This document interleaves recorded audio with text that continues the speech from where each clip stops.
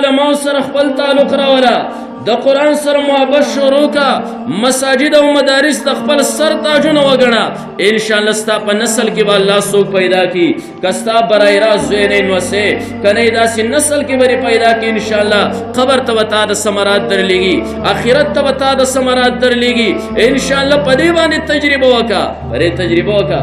مونږه اکوړه خټک کې ما سبق وی، هلته یو کس راغی چونکې زمون پکې وخت ډېر زیات شو چې چا د طلباو ته مسله پیښېږي، اکثره به زمون خواله رالل.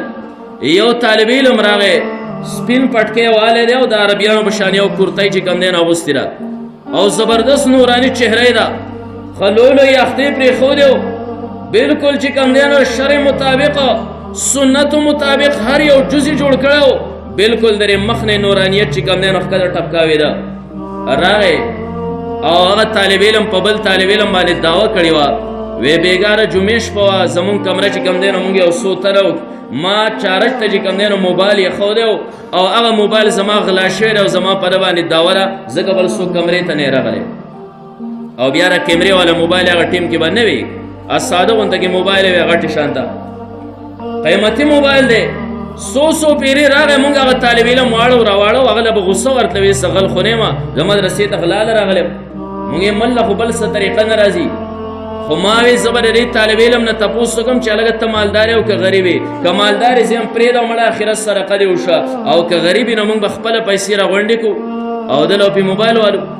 هغه طالب علم بیا راغی ملګري ورسره و، کېناسته ما ورته هلکه مشران وروڼه رشتې وې او شتې یو دی، ما یې څه کار کوې؟ ځان یې د عمر په تبلیغ کې لیکلی، تبلیغ کې ګرځي. ما یې پلار رشتې وې او ما یې هغه څه کار کوي؟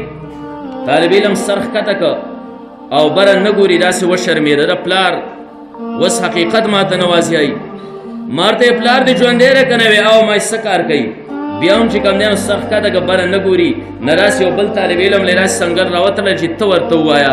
ما ته هغه بل طالب علم وایي دا د پښتو یو ډم دی، ګلزار علم نومېدی، دا د هغه زوی دی.